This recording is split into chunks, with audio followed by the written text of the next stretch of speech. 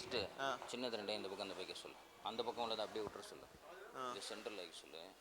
அந்த பக்கம் இந்த எட்ஜி மட்டும் அந்த பேக் இருக்கு இல்லையா, பேக் எடுத்துருங்க அங்கேருந்து. பேக் கிட்ட கொஞ்சம் தள்ளி வச்சுட்டு சென்டரில் பெருசாக வைக்க சொல்லு. சரி, ஓகே. ஹலோ, இந்தா நீ உன் மொபைலில் செக் பண்ணு.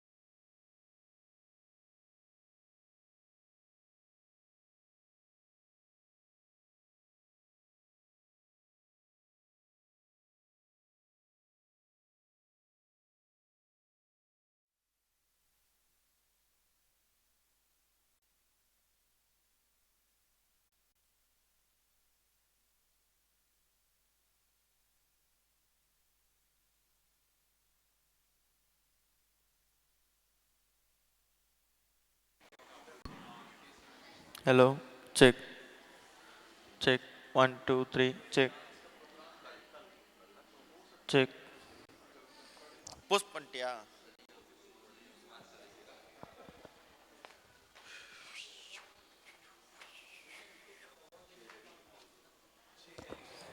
Hello 1 hello 1 2 3 check. Hello hello check 1 2 3.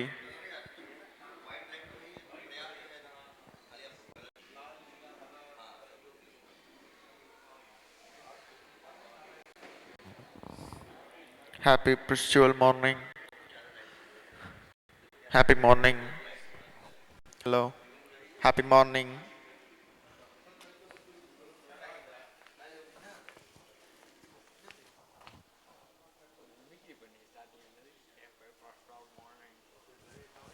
Happy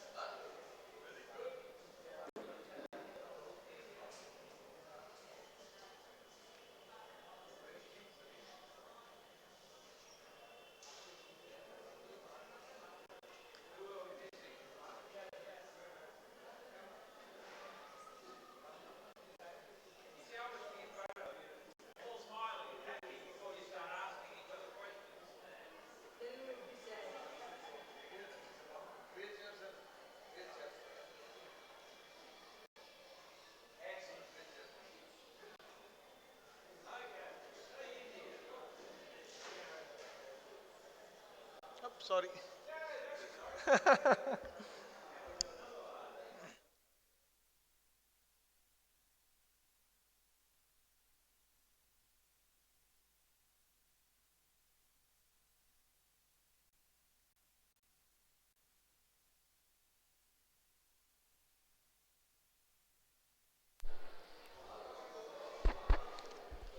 Hello.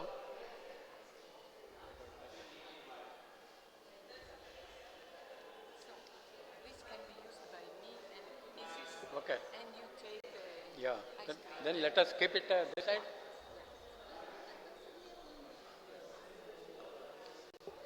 We can change.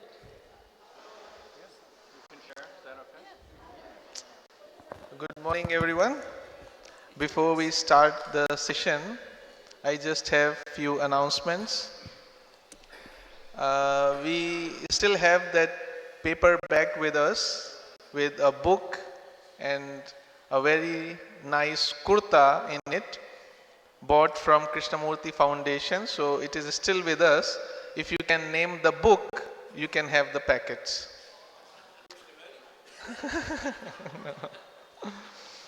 And I still feel that many people don't know that we have two exhibitions going on. One is Beauty Without Cruelty. Beauty Without Cruelty, all of you know about that organization. Here, we have that exhibition going in any Besant school, which is just next to the library. The timings are 1 p.m. to 4 p.m. So please try to visit the exhibition, and if you want to become a member or buy some calendars, they are all available.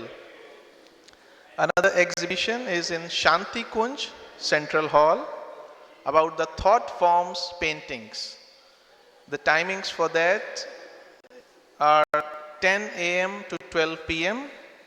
and 2 p.m. to 5 p.m. These are the original thought form paintings made by the painter on the instructions of Annie Besant herself. So please try and visit the place. We have put one carton box here on the left hand side of the stage where you can put all your questions that you want to be taken up during the question and answer session. So please feel free and put your questions in the slip. And anyone who wants to give some donations to Indian section, to Adyar TS or Adyar Theosophical Academy can go to the office, inquiry office, and meet Mr. A. N. Singh to give those donations. Thank you and have an inspiring and wonderful session ahead. Thank you.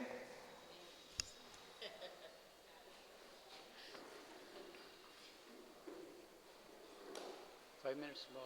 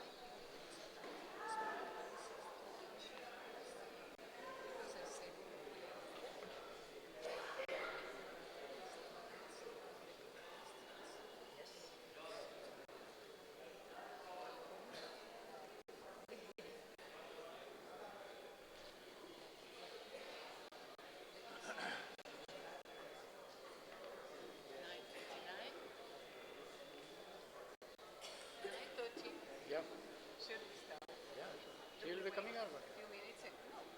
Yeah. Go ahead.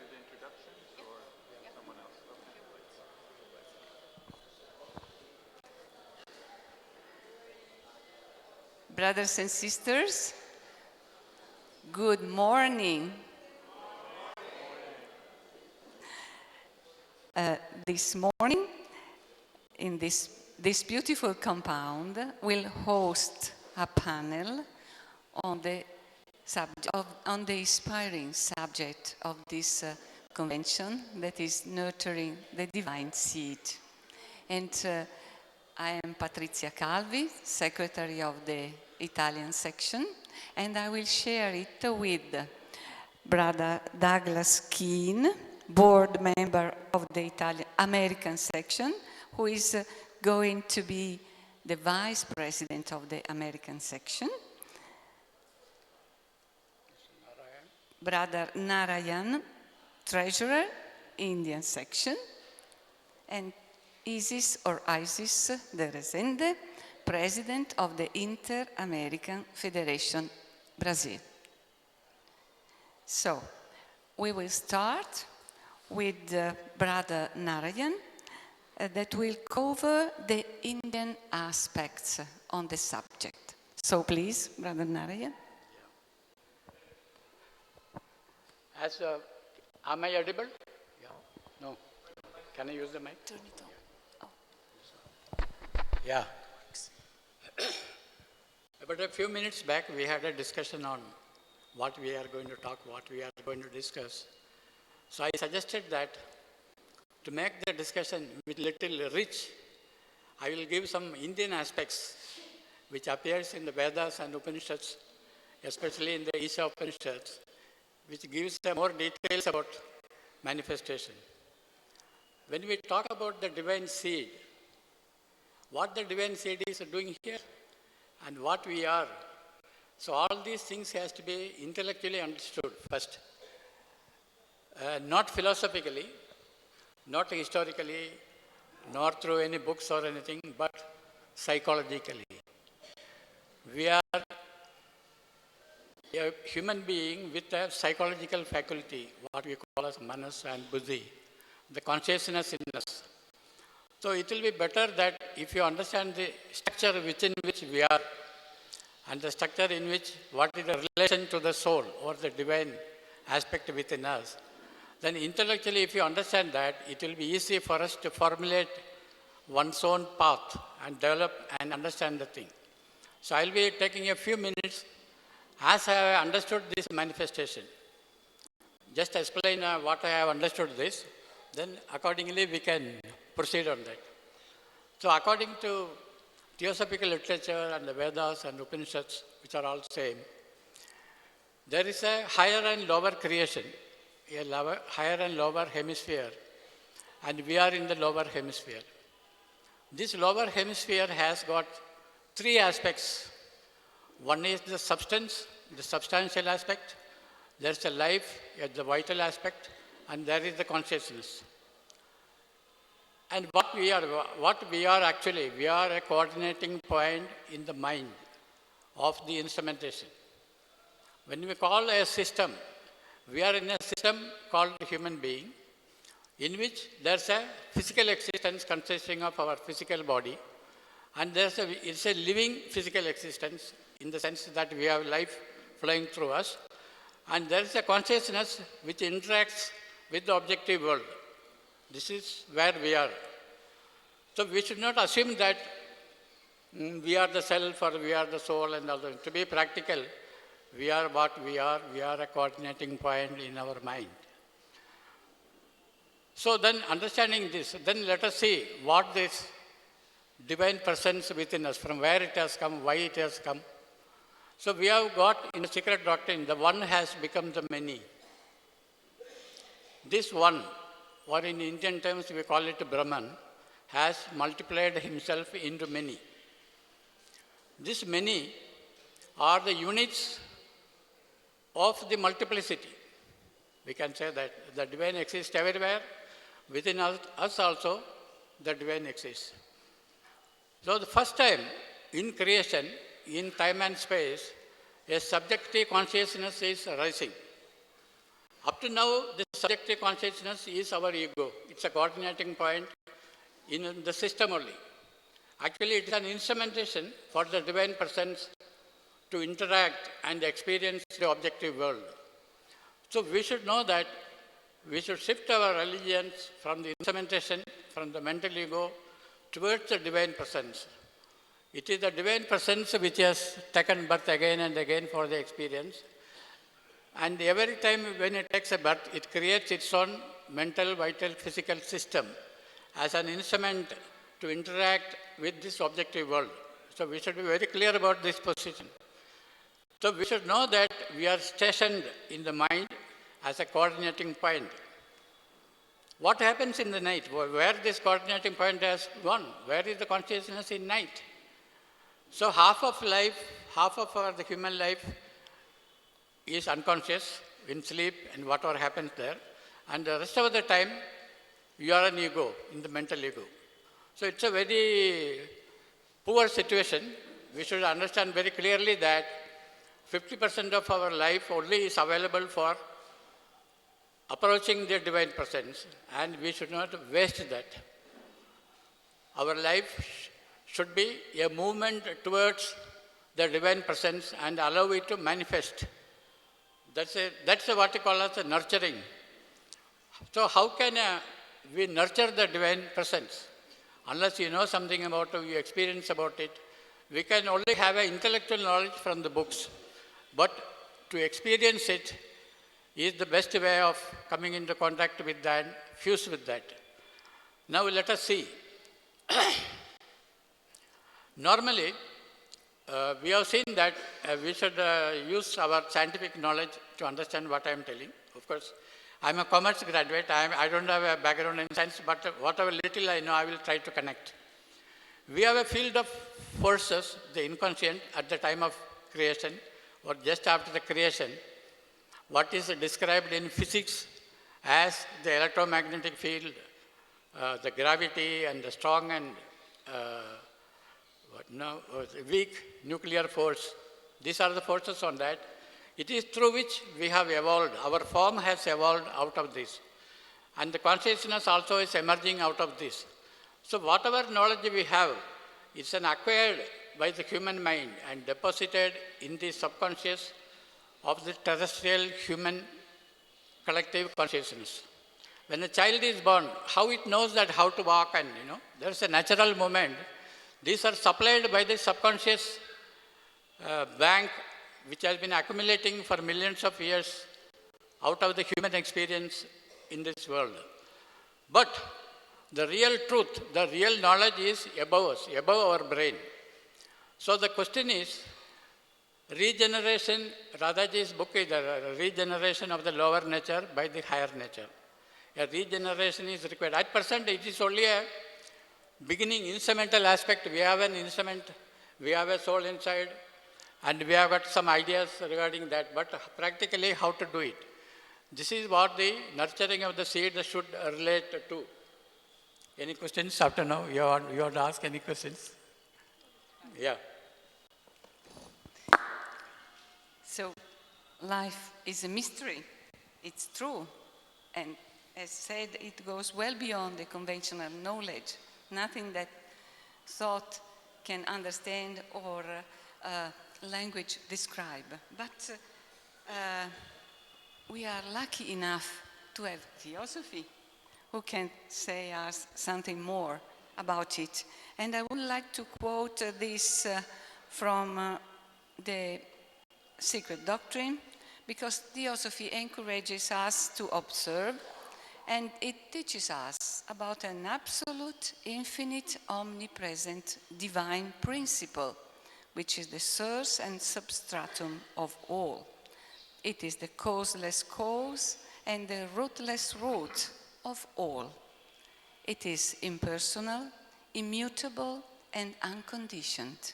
It is the one and only eternal reality. And so I ask our brother Doug to add something more. The divine seed has many names. some of which have just been mentioned. But the divine spark, the eternal, the monad, the double monad or triple monad. And in one of our special books, Light on the Path, Mabel Collins addresses this as the song of life. The song of life is the divine nature. And I always was drawn to a passage in part 2 of the book, number 5, where she says, listen to the song of life.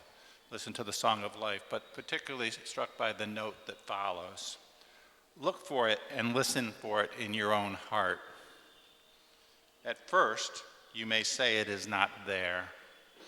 When I search, I find only discord. Look deeper. If again you are disappointed, pause and look deeper again. There is a natural melody, an obscure font in every human heart. It may be hidden over and utterly concealed and silenced, but it is there. At the very base of your nature, you will find faith, hope, and love.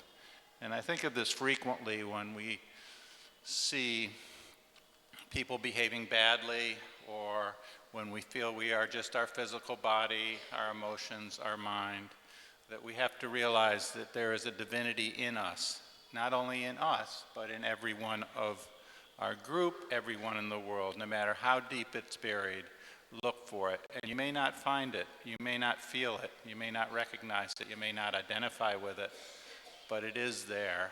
And the passage conveys the thought of continuing to look deeper. I think we're all here today because we have started on that journey to look deeper into ourselves and to others and realize how we're connected and the unity of humankind and all life in the universe. Thank you.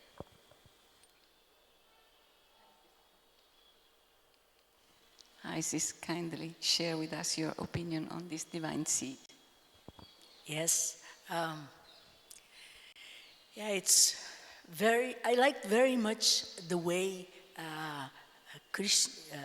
Shikara Agniotti said yesterday that the thing is that the divine seed is planted in material ground, in material soil. And the divine seed is divine in its own nature, but not in the soil of matter, So the thing is how to make this divine seed grow in matter itself, And, well, there is a quote from Geoffrey Hodgson that I like very much, and unfortunately, I have it in Portuguese. And I translated back to English, and I have to excuse myself because my English is not the English of Geoffrey Hodgson, and I'm not a native speaker, but I will try to share what I understood from what Geoffrey Hodgson said. And he said, since man is a self-conscious being, he has the power of submitting himself, or in this case, men and women, he or she has the power of submitting himself or herself to a process of stimulation for spiritual ripening. He can speed the realization of his or her goal through the application of in a deliberate form of the principles that govern the normal growth. That means, he's comparing our spiritual development with the development of a garden, And the development of a garden is very much linked to nature itself. But if we live just like that, as we would say in Brazil, as God will give, like do nothing because God will take care of it, it will be much slower, If we live just like that, we plant something, maybe in 12 years it will be a tree. But if we plug the soil, if we give the proper amount of nutrients, if we give the proper amount of water, then the seed we plant may grow, may become a bush in 5 years. So when we talk about nurturing the divine seed, well, gardens are not self-conscious. Plants are not self-conscious. We are self-conscious. So we can deliberately apply the rules that govern the normal growth in order to make quicker and safer our spiritual development. Many thanks, dear Isis.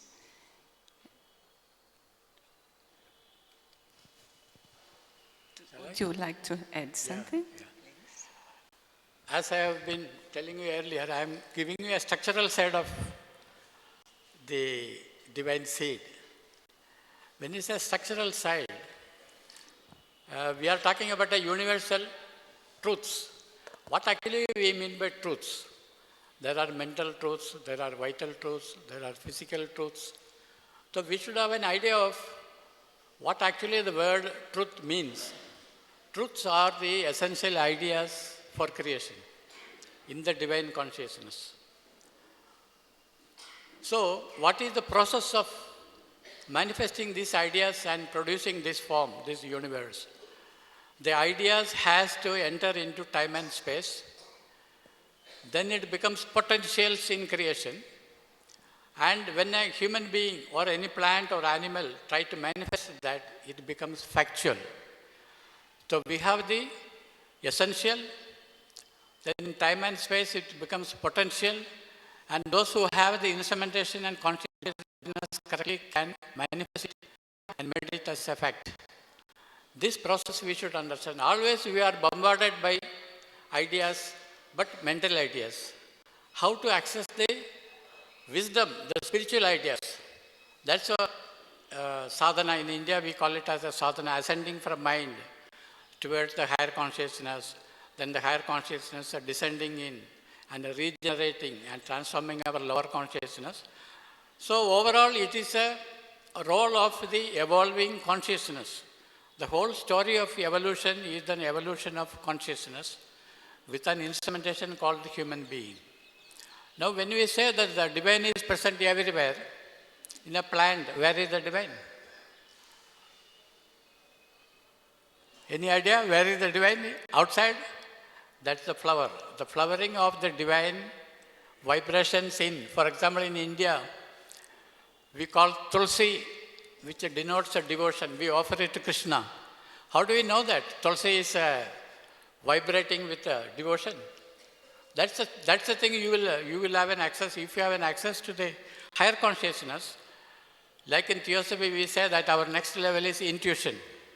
At the intuitive level, if you perceive a flower, and with a mental consciousness, if you perceive a flower, there is a difference. The divine presence is more revealed the higher you go and access a higher and higher levels of consciousness. That is what occultism is. Occultism reveals what surrounds us, how we are entangled in a universal relationship with all of us. So there are 3 levels of consciousness. I don't know, this is beyond the theme of today's. Can I go? Can I go ahead? Yes. Yeah, okay, I will shorten it. There is what I was telling, there has to be a consciousness which is capable of understanding the manifestation. And that consciousness can be only of the consciousness of the Creator or the Divine. So the units of the many has got full access to this consciousness, but it is a unique entity. Our soul is a unique entity which is capable of manifesting a unique type of vibrations to the world and enjoy the same type of vibrations in the world. One soul cannot replace another soul in the orchestra. I cannot replace you. The violinist cannot be replaced by a drummer and things like that, So we are moving towards a harmonious theme of human beings. The nucleus is referred as in the theosophical literature. We should be very clear. We are not here to transform the humanity. We are here to create a nucleus of theosophists who are capable of realizing the soul. In the mission statement, you will see in the first sentence, in the middle, a deeper knowledge. What do we mean by the deeper knowledge? Originally, the theosophical system has got three objects, everybody knows it, but now it is pinpointing to our responsibility of go deeper and deeper. You will be serving the humanity in a better way if you know yourself deeper and deeper. Now we would like to go through the nature of this divine seed. And when I think about it, I often have in mind the analogy with light. As Brother Arundale reported after his experiences with Nirvana, he said that all is light, and that man is light, and that he could perceive the light in every atom, as in the beautiful words of Annie Besant in the Universal Prayer.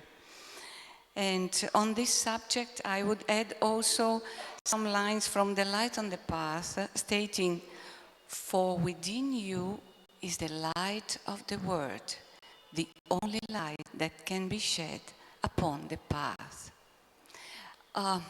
When I think about this divine seed, it is like when we read a book and we look at the words, we look at the lines, we try to understand the meaning, we see the spaces among the words and among the lines, but we are ignoring the paper on which the book is done, is built. I believe this divine seed is the paper of the book.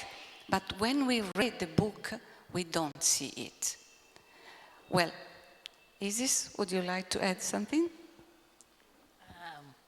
Maybe in a very different angle. Yes, I like very much analogies. Of course, we cannot think that the analogy is the thing, but at least makes us have an idea, no? I like very much the idea that of the material world is the glove we use. So the divine seed is life. The divine seed is the being itself. But, well, let's put the being itself as a hand. When we put a glove, a very thick glove, it's like not having hands. Because you cannot perform the actions you want because the material part is too thick. But as the development goes on through purification and self-development, the glove will become more and more and more thin in order to permit the real being to function in the material world. And that, as far as I can see, is a Jiva Mukta, a person that is incarnated, that is reversed with a material body, a material vehicle, but can act spiritually, freely in this world. So, what is the nature of the divine seed? It is life. The problem is the obstacle that matter creates for its manifestation. So we have to deal in a way that allows the divine seed to grow and to manifest itself in the material world. Brother Doug, please. It was asked, can we know the divine seed? And I think all of us would like to know the divine seed, the inner immortal part of our nature, more deeply. I think the first step is to know that it's there, to know that it's in us, in each individual, and it's connected with divinity. And then we want to know more about it. We want to search. It's part of our pilgrimage to look deep into ourselves and to realize that we're more than our lower bodies. I think analogies are helpful. The sun is so radiant, but at night or on a cloudy day, we do not see it. It doesn't mean that the sun is not just as radiant as ever, but it's similar to the glove Jesus mentioned. Or analogy I like is the mirror. The mirror reflects the higher and the lower, but the mirror is not always clear or pure. It becomes dusty. How does it become dusty? It becomes dusty through our daily activities, our desires, our thoughts, our impurities. And our job is to look into ourselves and to each other and realize that that's the unity. And through that devotion and compassion, we can remove some of that dust, and gradually we get a clearer image of the divine within us. And as we recognize that, and as we feel it, and as we identify with it, then we can move forward and function in the world. Thank you.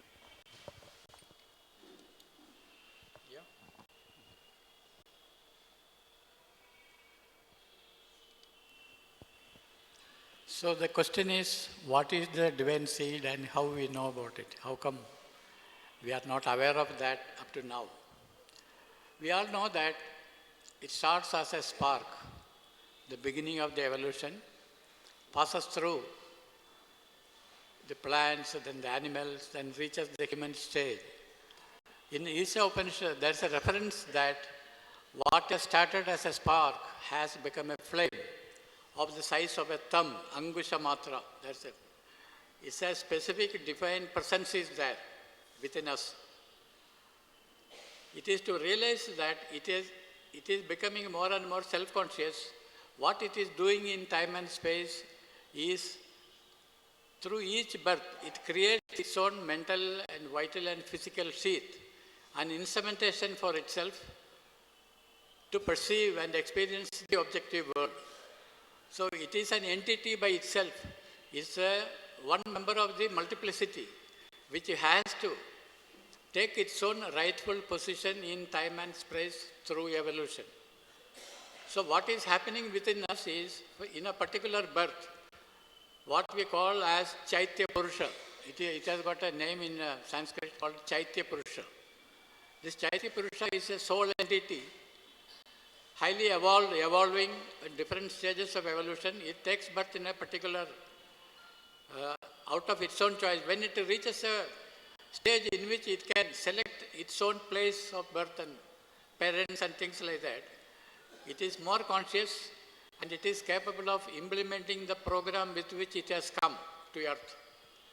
It is through this experience that it grows. So we should not think that it is just a spark lying somewhere in connection with us. No. It is because of that we are here. It is not the other way around. We should not think that we are a self-sustaining system. No. You are here in time and space because the soul has taken birth. And you are on the instrumental side. You are the vehicle. From the vehicle, you have to become the owner of the vehicle. That's what you have to see. In fact, you are the owner. But to realize the owner without losing the vehicle. You know, we can say that in meditation, what we do is we shift from the instrumentation side towards the self side or the soul side. But what we require is a soul manifesting through nature, manifesting through our instrumentation. So the divine presence, when we talk of the divine seed, we are talking of further evolution, maybe the next race with intuitive beings. So we should not stop having intellectual achievements and things like that. No, that's not there. You have to go up and again. And in Theosophy, we have got an opportunity to intellectually know this and practice. Thank you.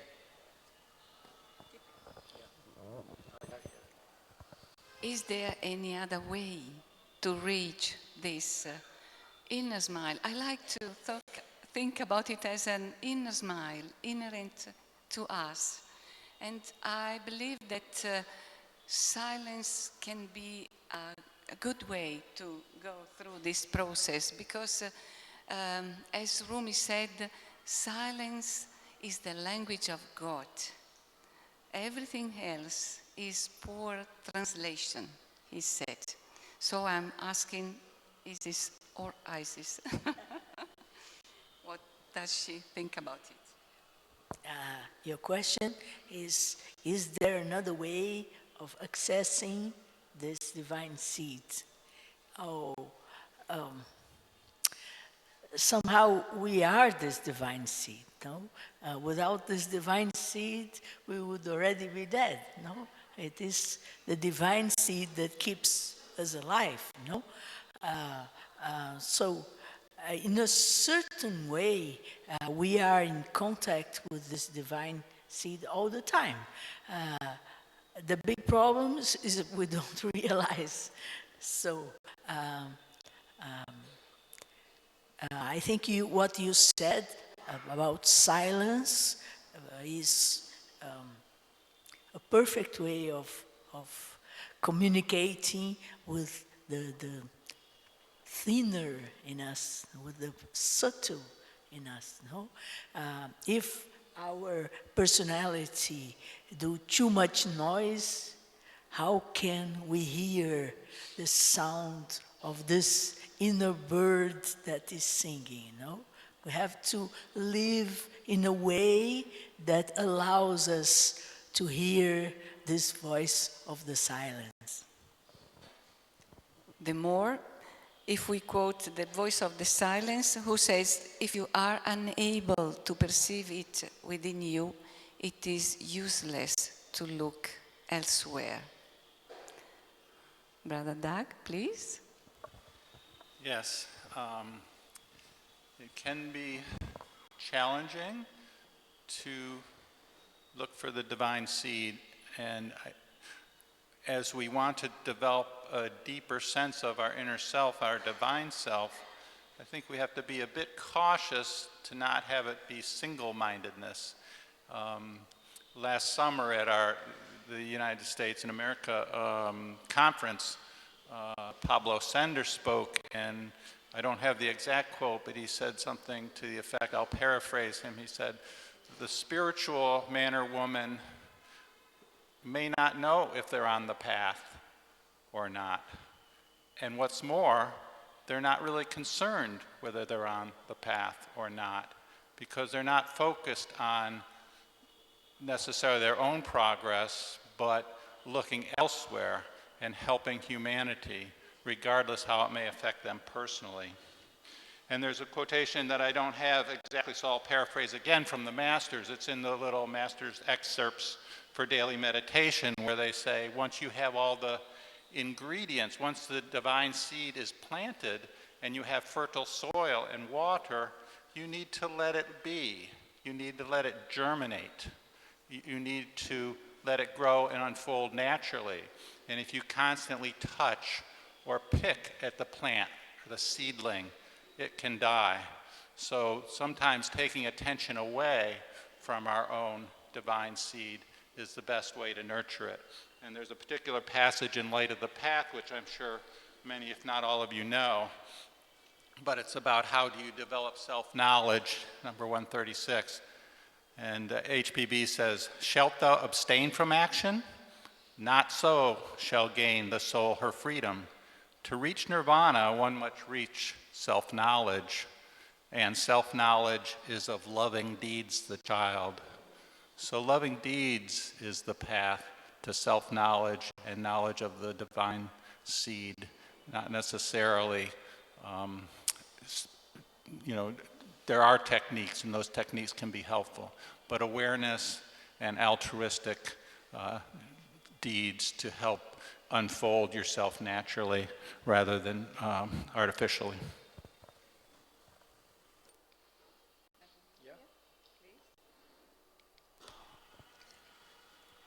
So we are talking about how to come into contact with the divine seed.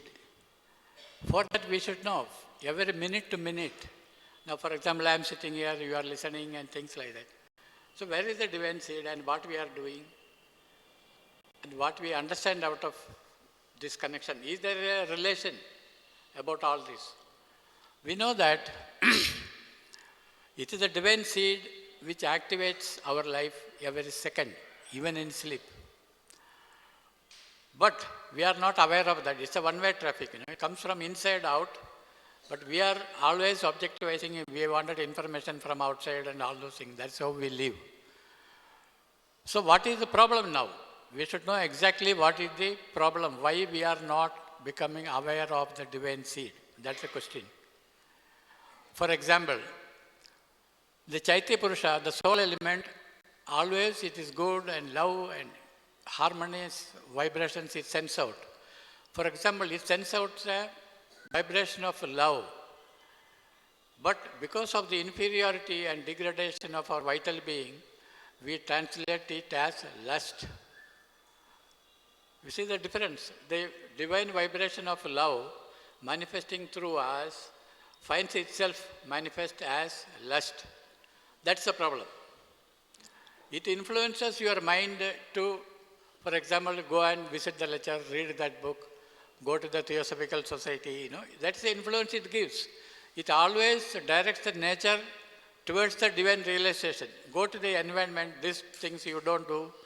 We have got what you call as morality, ethics, all those things are to purify our own instrumentation so that the divine vibration can manifest exactly as it should.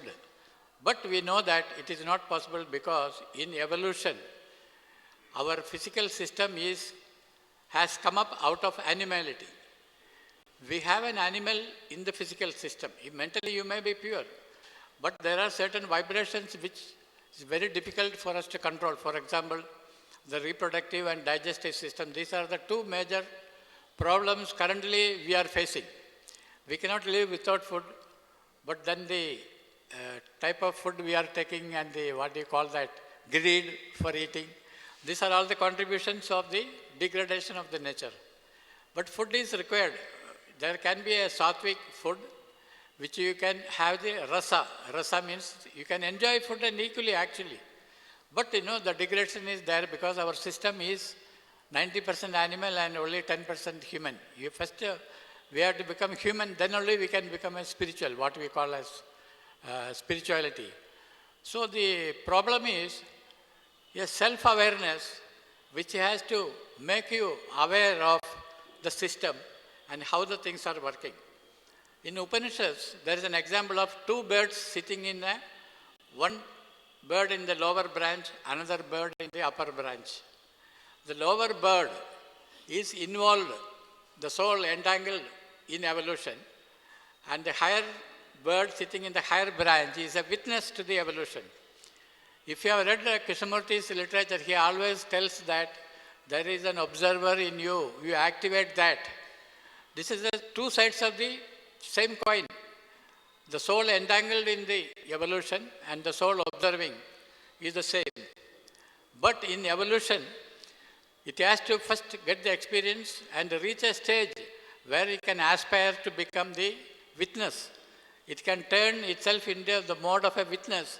And if it can do that, that's what the meditation, Vipassana meditation, all those things takes you away from the involution and from the evolutionary field towards the observer effect.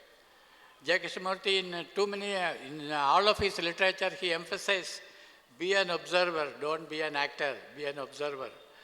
So by observing, we say that in Indian system we call it Purusha and Prakriti. Prakriti is a natural part, Purusha is the subjective consciousness. As I have told earlier, for the first time in space and time, a subjective consciousness called the divine presence is emerging to come into play in this time and space world.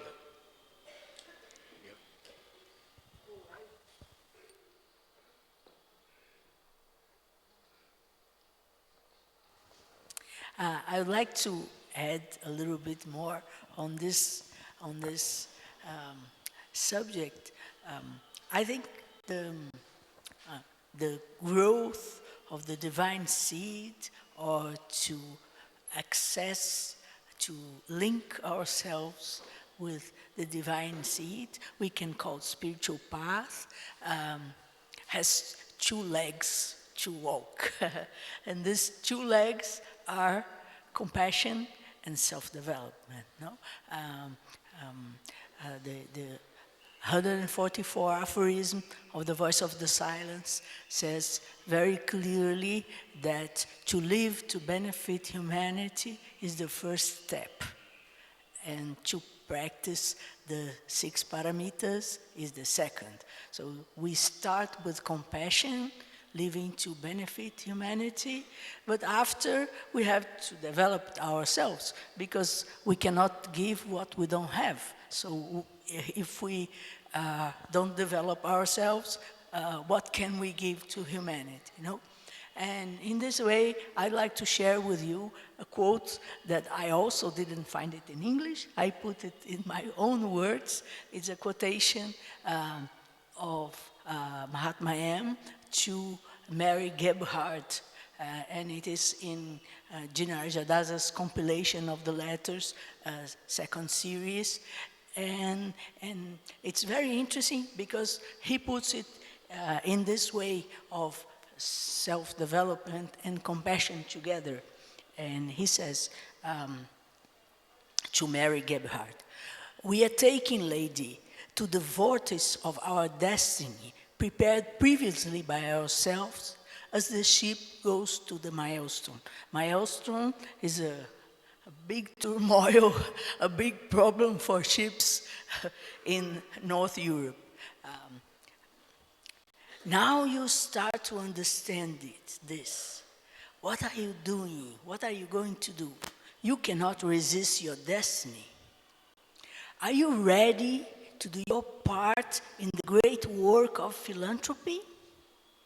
You offered yourself to work for the Red Cross, but daughter, there are wounds of the soul that cannot be cured by the art of any physician. Will you help me to teach humanity that the ills of the soul should cure themselves? Your action will be your answer. So, who are the ones that have our souls more or less sick, living in a world of suffering, living in a world of misery? We. And they say that we must cure ourselves. And we must help humanity to know that each one of us must cure him or herself. And it finished, your action will be your answer. It's not only blah, blah, blah. What are you doing to help humanity? And helping humanity, as also the Mahatma says, is the best way of helping yourself. Because as you are in a compassive mood, you also get help to overcome your limitations. I want to stress also another concept, another idea. When we talk about this divine seed, we talk about something we have to reach. But in doing so, we forget that we are that divine seed here. We are the divine seed now. It is here, it is in us, it is here that we shine. We are shining in this moment. And now and here we have the chance to live in the eternal, now and here. And it is now and here that we have to realize it, because it is the only time we have, this now and here. It is the only moment we have at our disposal. So please, let's shine. And dear Brother Doug, please. I think the symbol of the seed is very important because it's undeveloped, it's nascent, it has such potential. But I think we have to realize in spirituality, it's the seed that's within our lower bodies. The immortal soul is much further developed. In fact, the unity that we participate in is eternal and fully developed, does not need to change. It's only that a piece of this, a spark, a seed, comes down into our own self that is not fully developed, and that's our pilgrimage and our evolution to try to develop that.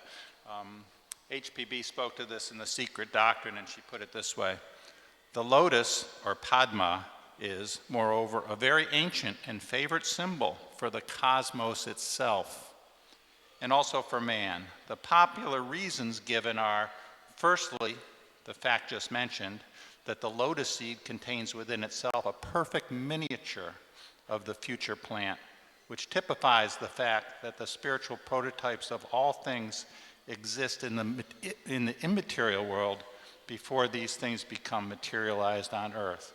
So I think it's critical to understand that divinity already exists, and as it reaches down into the mental, astral, physical worlds, it comes into us as a seed, as a small instrument, a small voice, the voice of the silence.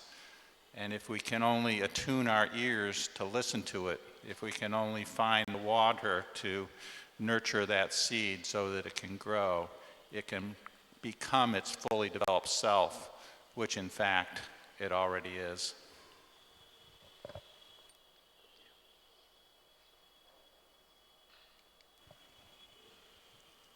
So when we talk about the seed, there's a question: what has come first? The seed has come or the tree has come first? What is the answer for that? Without the seed, there is no tree. Without the tree, there is no seed. So it's difficult to answer. There has to be a third level of point in which we should look for, and that is the divine idea. As we have already discussed, talked earlier, it is the idea which exists as an essential idea, which comes into factual, becomes potential in time and space, then through us it manifests like that. So when we talk about the divine seed, it actually represents a unique idea of the divine which has to manifest through us. We are the instrumentation through which it has to manifest. So this manifestation, we should be very clear about the traffic of this whole movement of the divine vibration, and we should know how to place ourselves in the middle of all this. Now, for example, Buddhism, there is an example. You are flowing a river, you are flowing in the water, helpless, you are carried away by the water. If you are capable of standing on a river bed, then you have got a static support for a dynamic movement. This is what, when we say that Purusha and Prakriti, right now we are flowing in the Prakriti, we are being lived through by nature. We are helpless creatures until and when you find out your own static foundation, called the observer, the Purusha side of the Prakriti, then you will have a standpoint in which the soul can come and manifest. So in meditation, what we are looking at as a silence, or whatever terminology we use in different philosophies, what we are moving is moving inward towards a static support. An observer is already there within us. We had some courses for the Vasandakanya Mahavidyalaya college students. They are children not conversant with philosophy, but more conversant with psychology. So they used to ask, sir, give us an example of how to do it. So I used to tell them that you start with the physical action. Start observing your own physical action. Every day we take bath, we go to the bathroom, and just watch how your physical body is giving bath to itself. You will see that every day the same routine matter is conducted. It takes the soap, applies in the same place, applies the water as it is, absolutely no change. You observe that. There is a physical observation. Now, for example, if you take a mug of water and pour it on your head, if you are observing it, you will see that about 20-30% of the water goes off. The rest of the things goes on to your head. So it will improve the physical efficiency. You observe, this is an excellent, a formula for excellence in physical work. You should also observe all your actions. You start with the physical system, then come into the emotional vital system, start observing. You know, the observer. Then you come to the mind when you sit for meditation. If you start with the mind, most probably it will be very difficult. You will be carried away by the thoughts. But if you have already practiced, an observer is already evolving within you, who has already observed your physical action. He has already observed your vital desires and emotions. The moment you observe it, you will see that it stops. The Purusha comes into picture. Without the consent of the Purusha, it cannot activate. You are given a blank check. So when you come to the mental meditation, if you have already installed an observer within you, most likely that you will be able to observe your thoughts. You should start from the physical, then come to the vital, then to the mental. This is one of the process of coming into contact with the seed.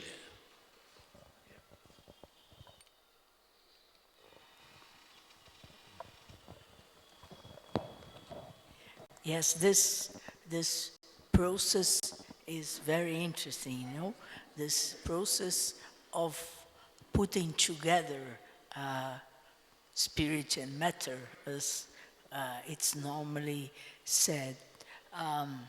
As far as I can see, there is a double process. A process, let's say it like that, that comes from above below, which in Christianity it's called grace.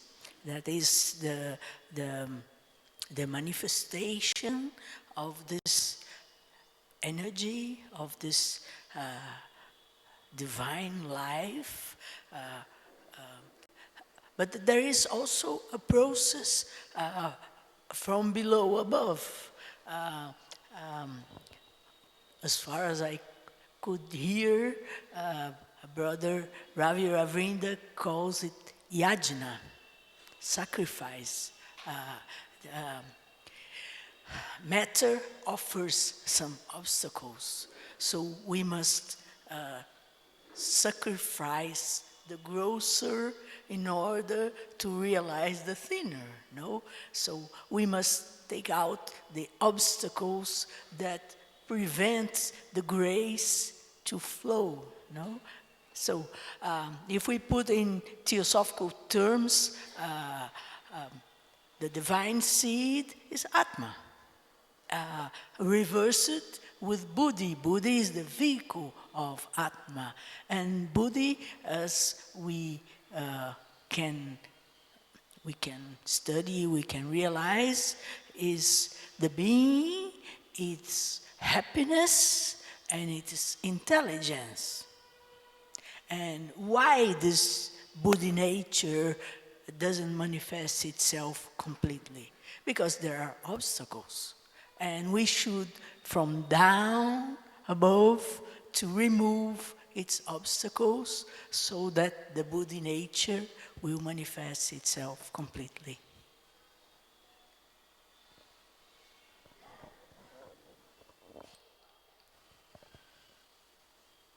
I think it's a key part of theosophy to understand that we evolve spiritually and that others have tread the path before us.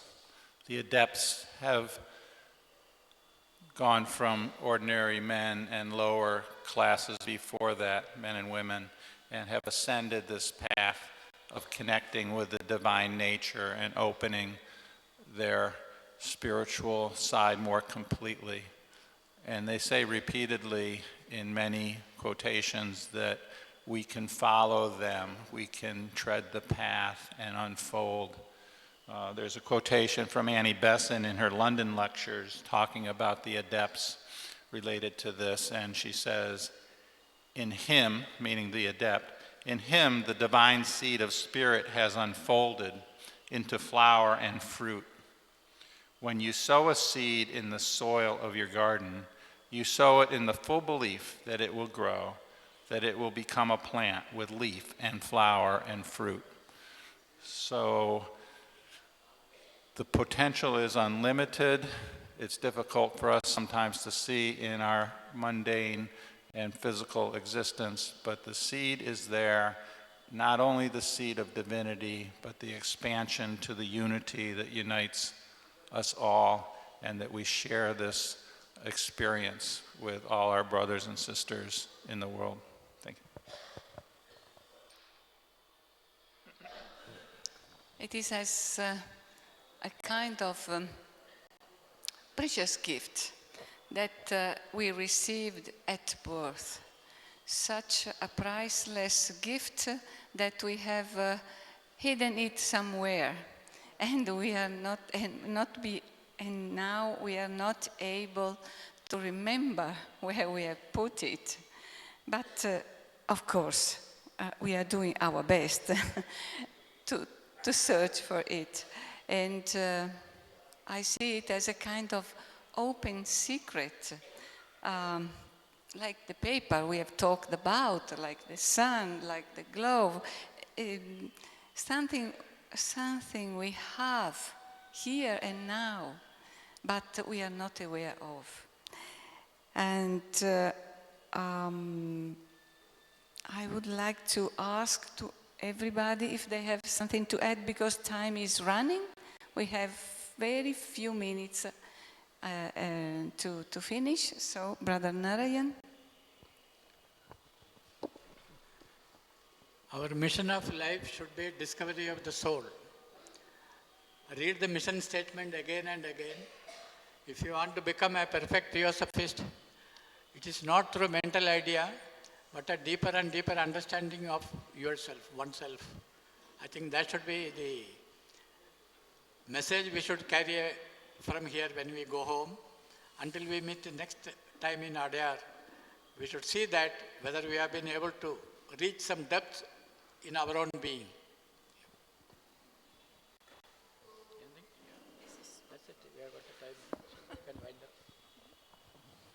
I'd like to finish with some quotes from The Voice of the Silence. At the very end, aphorism 307, where HPB says, can there be bliss when all that lives must suffer?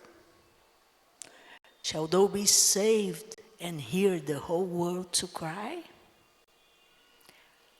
And aphorism 309 answers, if thou wouldst be Tathagata, follow upon deep processor steps, remain unselfish until the endless end.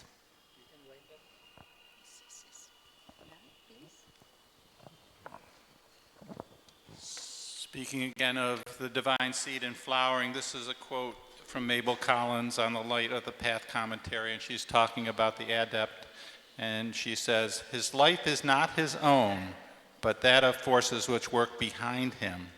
He is the flower of humanity, the bloom which contains the divine seed. So I think this is a good way to remember. The forces are behind us. The life is not our own, but the life that we live for the divine. It can elevate us. We often say, well, what do I want? Well, maybe what I want has very little to do with it. There are forces behind us propelling us, and we want to listen to that voice. At first a whisper, but if we follow it, it will grow louder.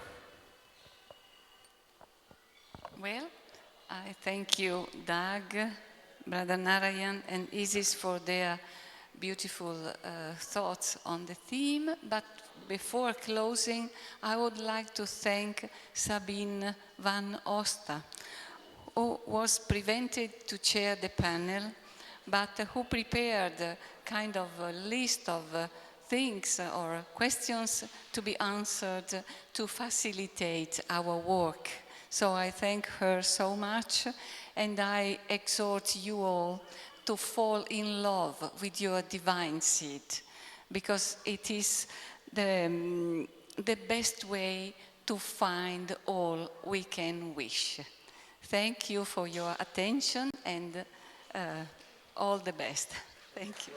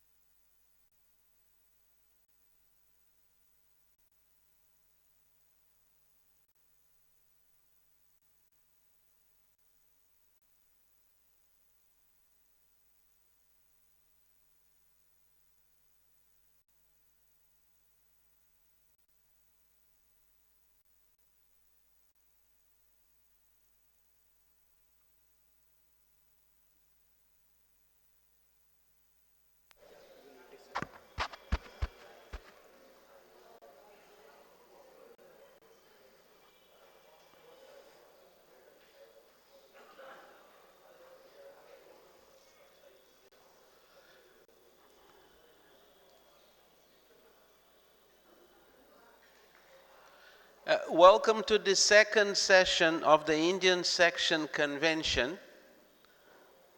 The theme for this convention is Kindle the Spark Within. I am very thankful to Brother Pradeep Gohil for inviting me to chair this session. I believe I am the first Brazilian to do so, and probably the last. We have a number of speakers here who will share their thoughts with us about the theme, Kindle the Spark Within. The first will be Dr. Rachana Srivastava on awareness of the divine spark within. Then Brother Sairam Pate, the divine spark in action. Then they are all sitting in order here. Then Brother Divyarth Dubey, the role of the divine spark in change of consciousness. Then Brother Pratip Mahapatra on divine spark and human evolution. And finally, Brother Satrajit Chakravorty, cultivating the divine spark within. The first speaker will be Dr. Rachana Srivastava.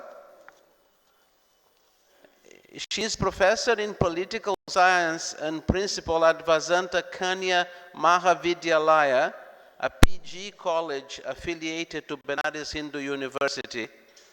She did her MA from Lucknow University with the first division and did her PhD from Mahatma Gandhi Kashi Vidyapith, Varanasi. She has published a number of books, has contributed many articles to scholarly journals and newspapers.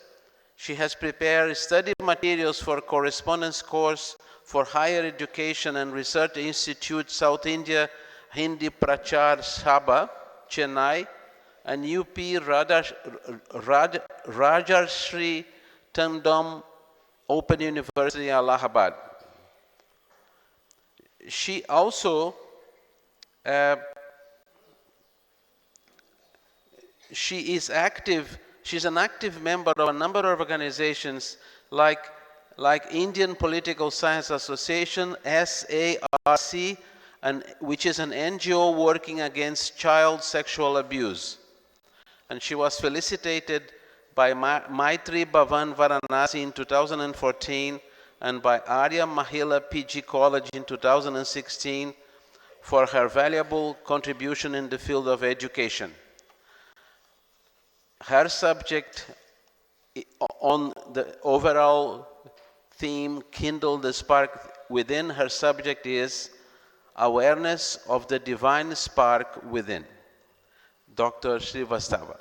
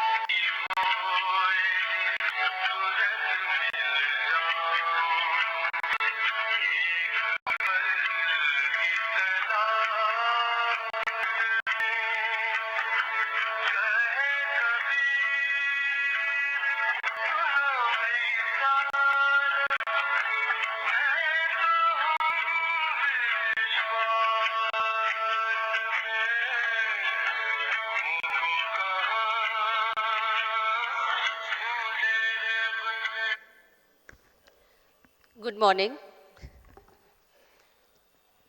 In fact, I played this song because I didn't want to punish you people singing myself.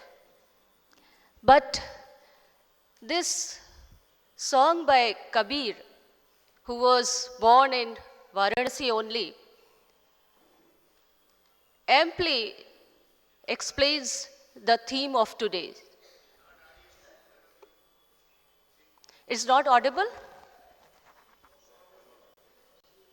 Excuse me. Yes, please. Okay, you can try now. I think I was a little closer to the mic, that is why. Are you able to hear me? Audible?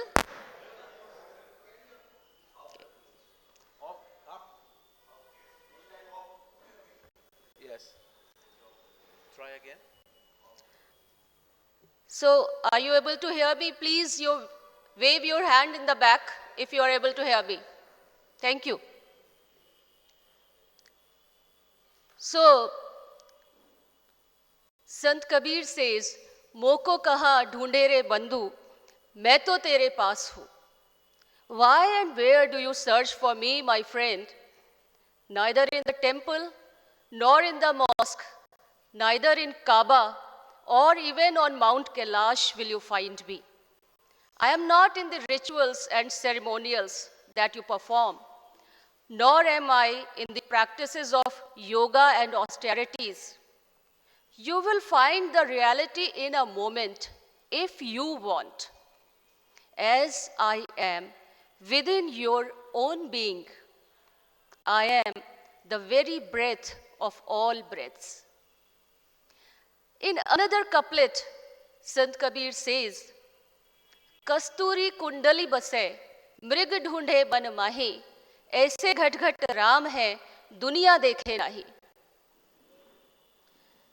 Vedas, Upanishads, Smritis, and Purans reveal that all of existence is parented by a pure infinite consciousness named Brahma. And the raison d'etre of this universe is the realization of the individual soul's oneness with the Brahma, says the Mandukya Upanishad. Man searches for Brahma in vain, stumbling as far as his quicksilver mind can take him. When the consciousness of man reverentially tiptoes into the temple of his own body and enters the deepest recess of his own heart, he beholds Brahma as his own Atma. This is the true sanctum sanctorum, where the soul's aspiration is the priest and breath is the arti. Such a realization leads to the Jivatma's union with the Paramatma, the merging of soul with the Brahma. It is in this unfoldment of consciousness that one understands the profound statement in Sanskrit, Sarvam Sarvatmakam. All abide in the one, and the one abides in all. The Brahma encompasses the universe just like salt is dissolved in water. We can taste it, but we cannot touch it. We cannot see it. The same way, the God is manifested in all of us, although it remains unmanifested. All religions and saints have spoken of the yearning to be one with the Supreme Self. Jesus tells us, "Do unto others what you would like others to do to you." Nearer home, we have the examples of a number of saints who taught the same. Gautam Buddha saw misery all around him. He was so pained to see this that he renounced the world and went into soul searching. And when he found the enlightenment, realized the divinity within him, and in all those who dwelled on earth, what he did? He renounced the renunciation and came back to the word and strived to awaken the people to their inner self, to their soul. If we come to more modern times, we have the examples of Swami Vivekananda and Dr. Annie Besant. Both espoused Advaita Vedanta. Perhaps we all know this. However, we consider all this talk of self and supreme self as something which is not for us common human beings. It is for the ascetics who have renounced the word. This is probably the most misconceived notion, and that is why the word is full of pain, sorrow, jealousy, hatred, and is devoid of love, compassion, empathy, and service. In the Mundaka Upanishad, Rishi Angiras expounds his concept of Gyan in the central word of the Upanishad, Mundak, which usually refers to the shaving off of the head. However, Guru Angiras means that Munda, the shaving off, should actually be the shaving off of the layers of ignorance which cover us all, to enable us to see ourselves as being one with the universal self. So long as we are ignorant of this innate divinity in all of us, we make divisions between man and man, between races and races, between nationality and nationality. And owing to these sorts of differences, we quarrel with each other and make this world a place uninhabitable for sane people. We can remove this kind of differences and parochial outlook not by any kind of intellectual understanding, but by the practice of true Vedanta. Instead of going to temples, churches, mosques, and gurudwaras, see the divinity within and remove the consciousness of the otherness. Guru Nanak, you all must be knowing this anecdote, that Guru Nanak was once asked to keep his feet away because to the side his feet were pointed, there was a temple. He asked a very simple question. Please tell me to which direction I should put my feet. In which direction God does not dwell. I will put my feet in that direction. These are practical examples which give us a lot of enlightenment. We don't need any intellectualism to learn this. Yet, what we do, we tend so ardently to the comforts of our body, to accumulation of wealth and relatives, that we forget that there is a soul within.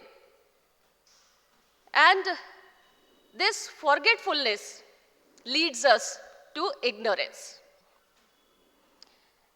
God, who is concealed in all beings, is one. He pervades everything. He dwells in all forms of life and is the overseer of all activities. Eko Devaha Sarvabhuteshu Gudha Sarvavyapi Sarvabhutantaratma Karmadhyakshah Sarvabhutadivasa Sakshi Cheta Kevalo Nirgunascha. These are all quotations from, of course, various Upanishads. But they all teach us this one thing. But it is very difficult for a common person to be detached from worldly pleasures. Instead of searching for happiness, we search for pleasures, which are so impermanent, so transitory. If one realizes the divinity of the eternal spirit and the oneness of all things, the battle is won. And all the confusion of joy and grief disappears, thereby bringing release to man.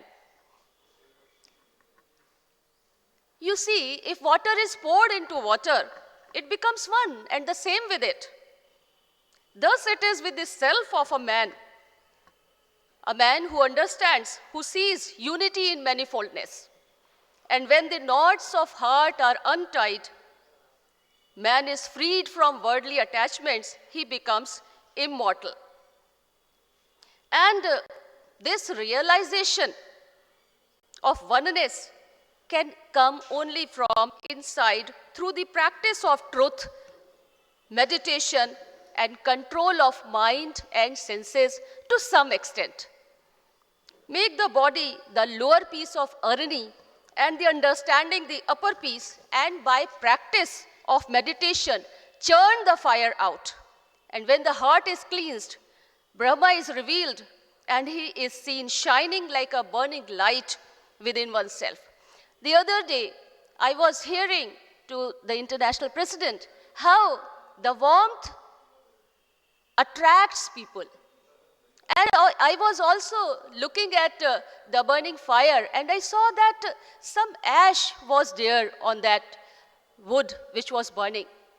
And so it was not giving heat. I just prodded it, removed the ash, and what happened? It started giving a lot more warmth, lot more heat. The same we have to do. We have to do with our inner self. We all know, Satyan nasti paro dharma. There is no religion higher than truth. Truth always wins. Satyameva jayate. And with truth is paved the road to the divine. Being true to oneself is the beginning of the supreme revelation. That is what I believe. In standing before the mirror, if you are able to look into your eyes, then you are on the right path. In a village in Kerala, there is a temple in which a mirror is installed for worship instead of deities. This is to emphasize that God is within oneself, and one should find salvation by accessing the inner self. In another temple, in place of a deity, a bright light illuminates the word truth, duty, kindness, love. I would like to draw your attention to Swami Vivekananda, Dr. Annie Besant, their philosophy of practical Vedanta, and also, in the end, I will draw your attention to the universal prayer of Theosophy. Practical Vedanta says, if God is everywhere, if everyone is divine, then what should we do? We should serve the person. We should serve the man. Swami Vivekananda had said about Daridra Narayan, seeing God in the poorest of the poor and serving the person. We don't need to go to the temple. The person, the man himself is God. And if we realize this, if we see the divinity within, we see the divinity in the other person also. Serving the person, serving the man is the best service to the society. This is what Swami Vivekananda preached. I have so many things written about the teachings of Swami Vivekananda and what he had said. But there is a limitation of time, and 2 minutes are left only. So I would quote one poetry from Swami Vivekananda.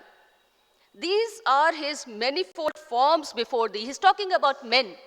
These are his manifold forms before thee. Rejecting them, where seekst thou for God? Who loves all beings without distinction, he indeed is worshipping best his God. Dr. Annie Besant says in the wisdom of the Upanishads that the Supreme Self always dwells in the hearts of the beings. We need not fear to declare that I am he and there is none other. If we live, we are part of them. With the awareness of divinity in all human beings, what will happen? We will have more empathy, love, and brotherhood, and the realization that what you don't want people to do with you, don't do with others. The behavior which brings joy in this world and in the next world too is religion. Just actions form religion. Something which is for the welfare of mankind must be practical. When we treat all human beings as us and not other, then only we are truly awakened. I would conclude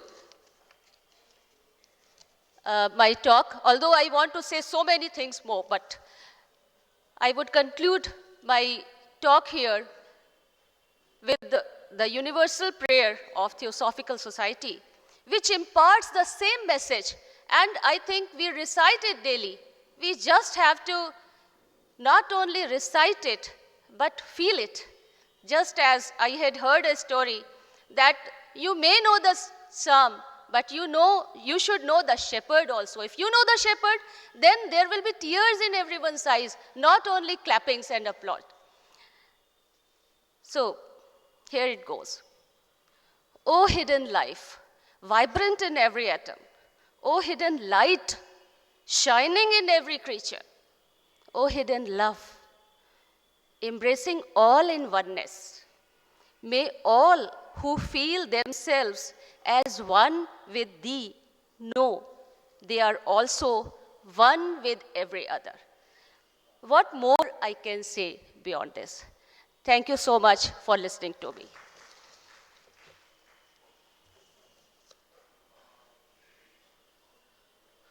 Thank you very much, Dr. Srivastava, for your thought-provoking presentation. The next speaker is Mr. Sairam Pate. He was born in 1991. He has a master's degree in psychology and a bachelor degrees in computer science and PG diploma in banking operations. He's passionate to help younger generation in choosing satisfactory careers. From 2017, he has been in the journey of self-exploration and joined the TS and was part of the workers' training camp at Adyar and also at the Telugu Federation Goal Review meeting at Varanasi. He is a member of Ananda Lodge, Tadepalli Gudem, and in administration and functioning. He works for spreading theosophy in various educational institutions in Andhra Pradesh. His subject is the divine spark in action. Brother Pate.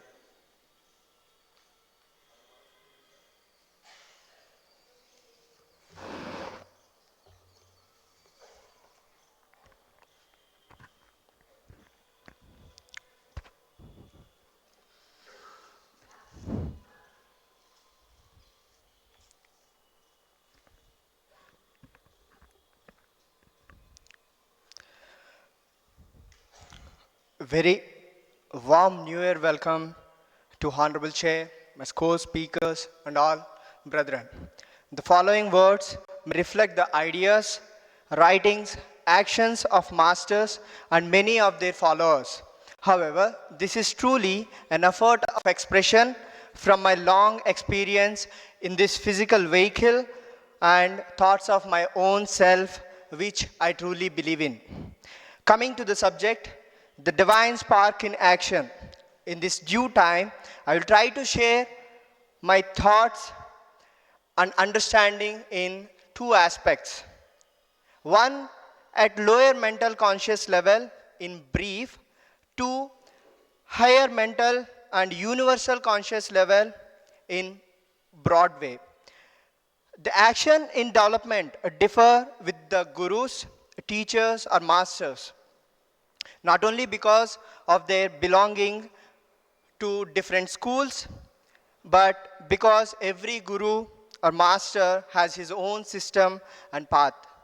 In general, word action means the fact or process of doing something, typically to achieve an aim or target. Every particle of matter contains within itself a spark of divine essence. Divine spark in action is a process of doing something, typically to achieve the ultimate understanding of our own life and its purpose. In general, we see the aim of life is to achieve, to gain, to earn, etc., etc. So, in order for the life to be in divine action, the life must be led on three terms: clarity of thought, commitment, and purity of action. We have to make a clear note that this is truly achieved only when these three terms are synchronized with universal divine itself. The principal laws on which the divine spark in action can be understood as law of nature, law of karma, and law of incarnation. The law of nature here we identify with the physical aspect of life. Birth is not the starting point of life of every human. There is a long journey behind and much more long way to go. It is scientifically realistic to see that life does not have a beginning, but rather occurs as a part of continuum from the moment of conception. Human development originates as a continuum of living cells from one generation to the next generation and so on. When we know when life begins, we can review our decision and thoughts. But life begins as a product of generations dating back to its origin of its own and divine self in different forms. One of the fundamental propositions of the secret doctrine by H.P. Blavatsky teaches the fundamental identity of all souls with the universal soul itself. This proposition clarifies us in identifying the divine spark within us and around us. The latter being itself an aspect of unknown root. The mistake is being made by many beings of applying several of these doctrines in literature to only one or two sides of a question, or to only one thing at a point of time. Limiting rules which have universal application when in fact all those doctrines which have been for so long should be universally applied. For instance, take the law of karma.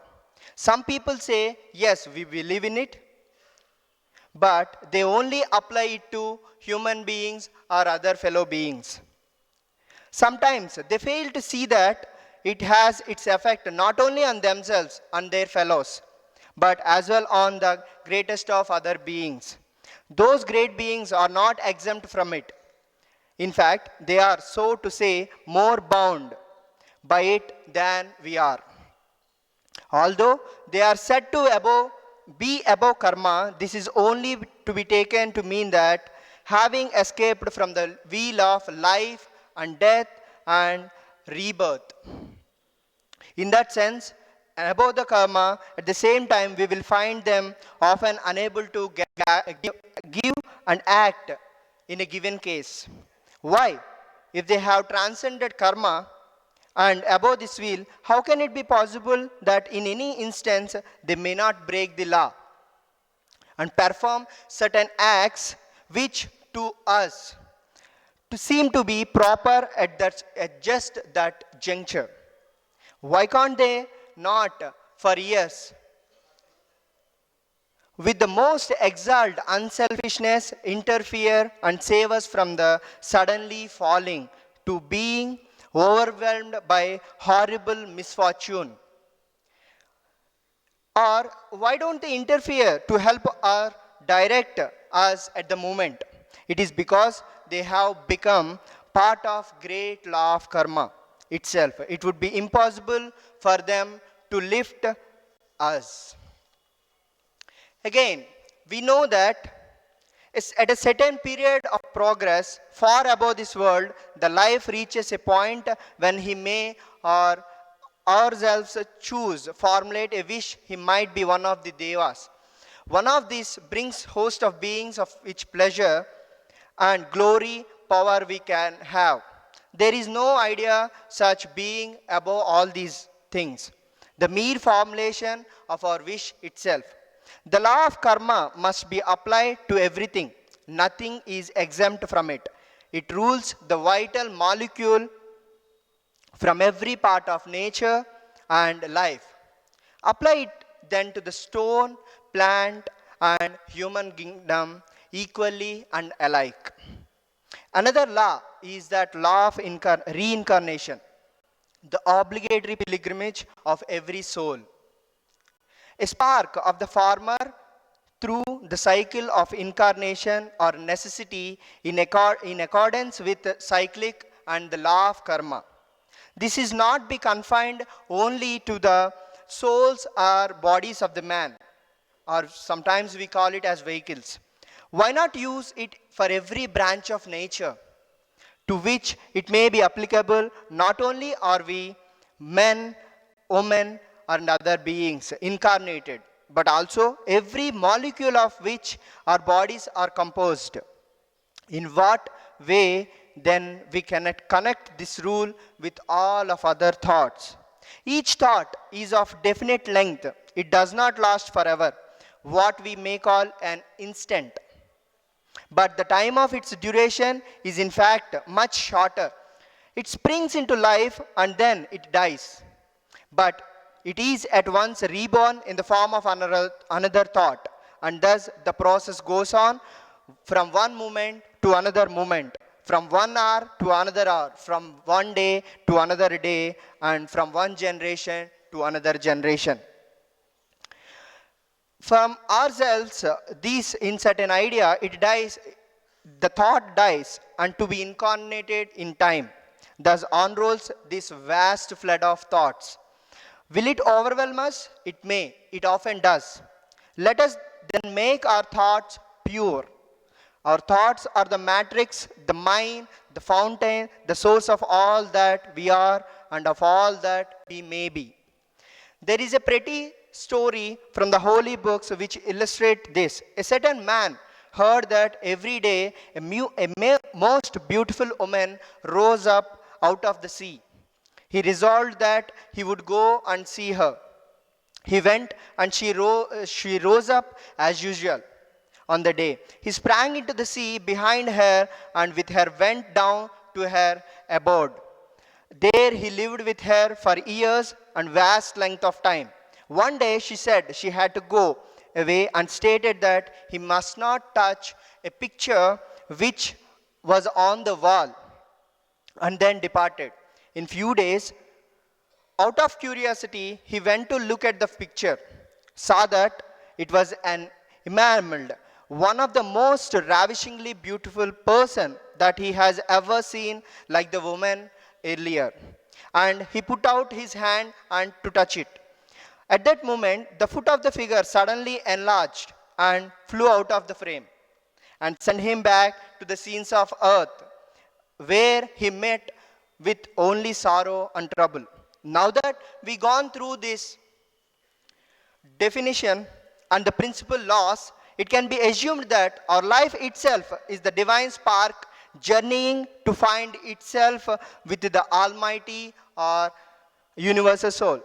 The theosophical definition of human is man is that being in whatsoever part of the universe he finds himself, in whom highest spirit and lowest matter are united by intellect. The divine wisdom teaches that the true self of man lies deeply hidden behind the layers of matter of varying degrees of density. A human body is one of the vehicles to travel in his divine path. Some degrees of consciousness exist in all the kingdoms of nature. Only the human beings has conscious awareness. Evolution theory tells us that man has evolved through long ages from an animal-like creature, virtually mindless and with little consciousness, to the intelligent thinking, feeling self-consciousness, being that he is today. Man is capable of far greater use of mind than lower kingdom and other beings. To a part of greater plan, each individual has at very depth of his being a spark of divine, a portion of it. Our first objective is to continue the wide work of the past in affecting literature and thoughts throughout the world, while our ranks see many changing quantities, but always holding those three objects of theosophy. Thus, we will wait for some other. Do we wait for some other to act on behalf, striving to keep this divine spark in action? Think how much one to whom such an opportunity given could accomplish. Not only so, but besides large and accessible literature ready in hands, the next impulse will find a numerous and united body of people ready to welcome the new generation. Divine Spark will find minds of men prepared for his message, a language ready for him in which the new truth he brings, which will remove the merely mechanical obstacles and difficulties for this path. The second consideration is the test of commitment. Is not the absolute amount of help given, but the amount of as related to the capacity of giver. Amount of money, time, or anything else constitute a far larger proportion of man's available means than comparing work or another's. Hence, it is not the figures, but the fractional value which determines the extent of commitment. Just so it is every other human. How much one cares for a relation, for a friend, for a cause, and for public object. The third action, what is there for me to do? Everything that you can do, a word, a hint, a tract, a volume, a subscription. If it costs you nothing, your interest is nothing. If it costs you little, your interest is little. Then will be brave become it in measure what the founders may not even say, what the masters themselves. Though it is not obvious that the talks are connected and relevant to this 144th International Convention, nurturing the divine seed, I just want to recall the lines from brochures. My eternal seed is to be found in every creature. I am the power of discrimination in those who are intelligent and the glory of noble. In those who are strong, I am strength, free from passion and selfish attachment. I am desire itself, if that desire is in harmony with the purpose of life. Sri Krishna to Arjuna in Bhagavad Gita. I express gratitude to everyone in this journey so far to make me stand here. And this is all the essence of Divine Spark in action. Thank you.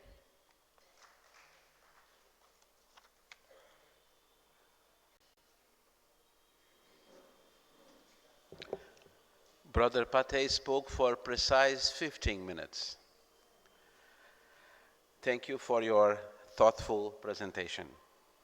Our next speaker is Brother Divyarth Dubey. He has a number of degrees. He has an MBA, an MCOM, and he also holds a PhD. He is a life member of the Theosophical Society, and he is the secretary of Madhya Pradesh and Rajasthan Theosophical Federation. And he is also a member of the General Council of the Indian section. His subject is Role of Divine Spark in Change of Consciousness. Brother Dubey.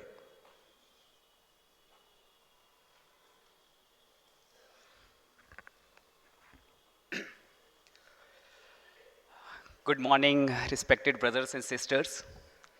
First of all, I would like to thank Mr. Pradeep Gohil sir, who has given me this opportunity to share my thoughts on this vibrant topic, the role of divine spark in the change of consciousness. I would again like to thank Mr. Pradeep Gohil sir, who has trusted me that I will be able to share the stage with all these such a learned brothers and sisters. Thank you very much, sir. Thank you once again.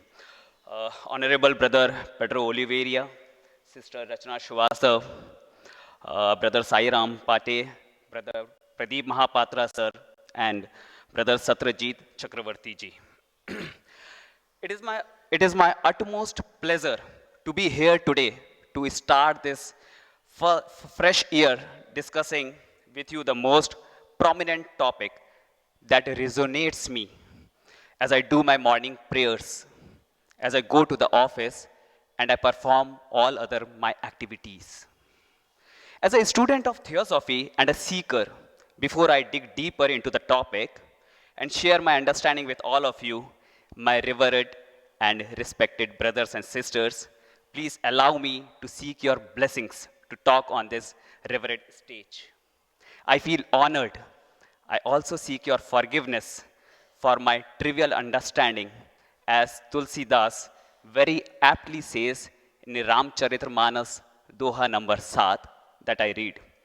मति अति नीच ऊंची रची आछी, चही अमई जुग जुरई न छाछी, छमी हई सज्जन मोरी ठिठाही, सुनी हई बाल बचन मन लाई.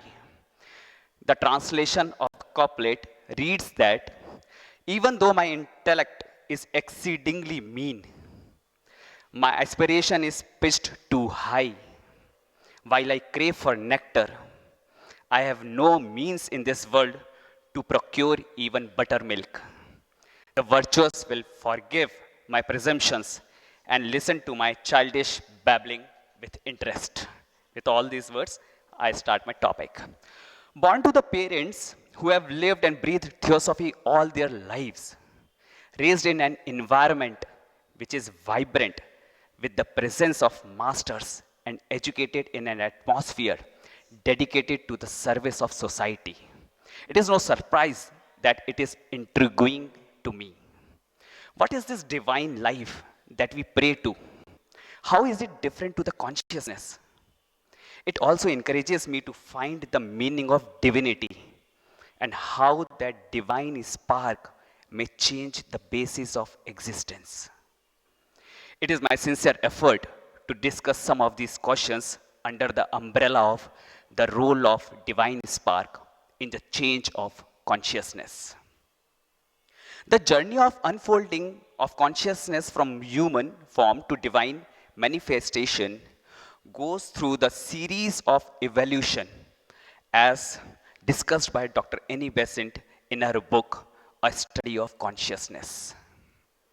The word consciousness in its most simplified mean is life. I again repeat, the word consciousness in its most simplified form means life. It is a state of awareness of a person and his or her surroundings, which in other words can be understood as the awareness of boundary of self and others. This means that consciousness dwells within, whereas the infinite existence is outside. There are two ways to make a contact with this infinite existence. The one which pervades all, the universal, and the other which dwells inside, the individual. The former contacts through the doors of senses, so it is indirect, while the latter is direct, as there is no medium. This happens only by transcending the senses. So all our knowing is through our senses, and we are bound to trust that we have no other alternatives. The Upanishads have referred to this state through which the world is seen as waking state. Then there is a dreaming state, which Upanishads have defined as the state when the senses have ceased to work, but the images can still be seen. What you see appears to be true, and it is only when you wake up then you came to know that you were dreaming and the pictures were into your dream. Then there is a sleeping state, and after that where this sleeping state have no awareness. And the fourth stage is the state of heightened consciousness, or we can also call it as the state of turiya. It is the state which one is aware while sleeping. It is the state when while sleeping one knows that he is sleeping. He is so aware that when the body stands still, the mind has also come to stand still state, to watch himself sleeping. Now this man, the sages says, that cannot be killed, cannot harm, and cannot act unconsciously. Now he is completely conscious, not just while he is awake. but also at the state when he is sleeping. He who attains to this state attains to everything according to our seers. In this state of consciousness that a seeker aspires to attain in his journey is called as self-realization. I again repeat, in this state of consciousness that a seeker aspires to attain in his journey is called as self-realization. The scripture says that many things influence our inward journey to the self-realization.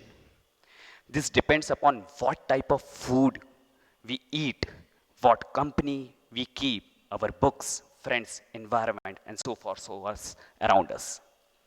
A little change in the food can make the intelligence sharp or dull. Because if the necessary nutrients do not reach the brain through food, it results in dull intelligence. Hence, the right choice of food is significant for our spiritual growth. The sages have proposed other necessary elements that impact the journey to expand the consciousness to the most alert state. These include the right way of breathing and other subtle vibrations.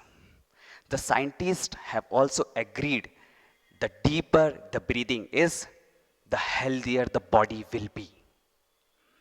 You see a baby breathing, that is the right way of breathing.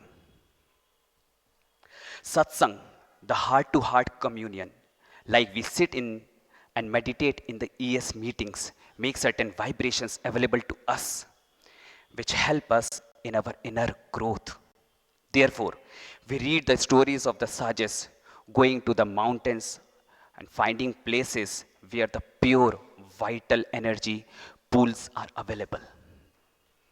The impact of everything what enters our mind is also very crucial in our effort to self-transformation, because whatever is feed to mind goes deeper and settles there.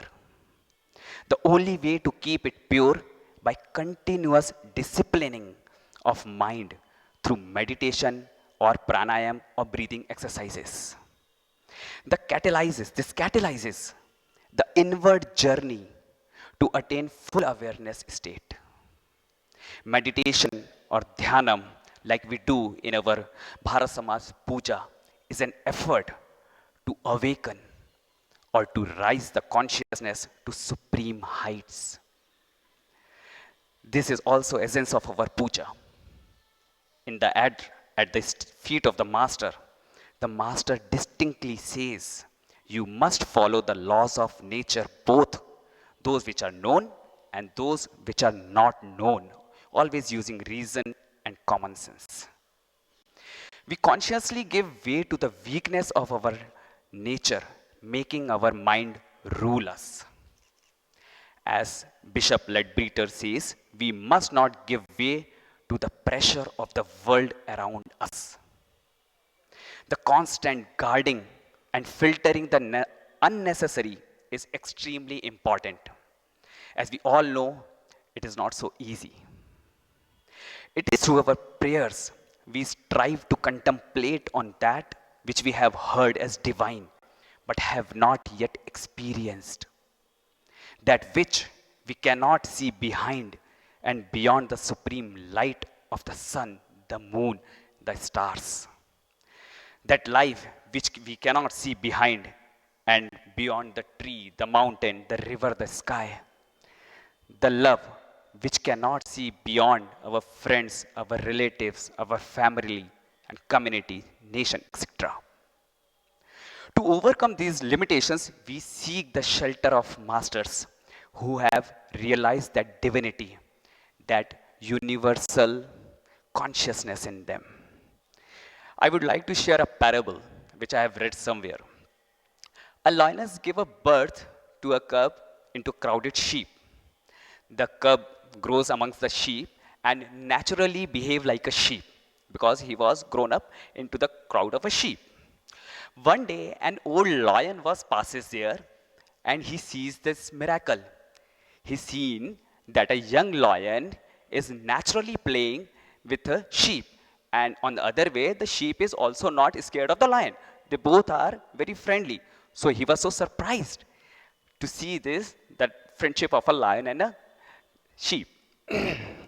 So he tried to catches him with much difficulty because the young lion was so afraid of the old lion, and he was then when he catch it, so he was scared and weeping, and he was just mercy. He was just pleading for the mercy like the sheep. The old lion says, "What rubbish you are doing? What is this nonsense? And stop doing this nonsense." The young lion starts weeping. But another way, when he catches the old lion catches him, he takes the young lion to a nearby pond, drags him into the pond, forces him to look into the water. And when the young lion look his face into the water, he roars like a lion. So what is this? What the old lion has done? He has done nothing, but he has just shown young lion his face, his real face. And he recognized right away that he is a lion and not a sheep. And just that recognition is enough. And it is a transforming. That is the function of the divine spark. Just to bring oneself so close to the ultimate experience that something transpires, something sparks, transforms our sensitivity into great alertness, through which we start seeing beyond our limitations. Our surrender to it kindles a little spark of devotion, which can turn into an eternal flame, burning all what is unnecessary. It makes us look for divinity in everything. It cultivates a sense of gratitude in us to that which gives us anything, because it is not possible for us to evolve without being grateful. The more we feel grateful, the more our soul grows. In our puja, in our Bharat Samaj puja, we invoke the sun because it is the warmth of the sun that pulsating within us. We feel grateful to our life giver. As we learn to be grateful and to bow in gratitude, we start receiving much. Our sensitivity of gratitude creates simplicity in us, and the mind starts becoming innocent. Hence, we bow not only to the sun, but also to the trees, to the mountains, to the rivers. The divine spark is divine because it does not ask anything in return. It only gives us. And since we cannot give anything in return, we can only show our gratitude. We know that we can expand the consciousness by becoming more aware, more alive, more alert. We must transform our consciousness to have some power and profoundness with necessary wisdom. Divine is a dictum so far. It is not an experience. It is a journey. We must develop power to receive it. I hope and pray that it happens to all of us. With all of these words, I would like to express my heartful thanks to all of you who have listened me so patiently from last 15 minutes. And I'm extremely honored to share the stage with such a galaxy of learned and intelligent brothers and sisters. Thank you. Thank you very much.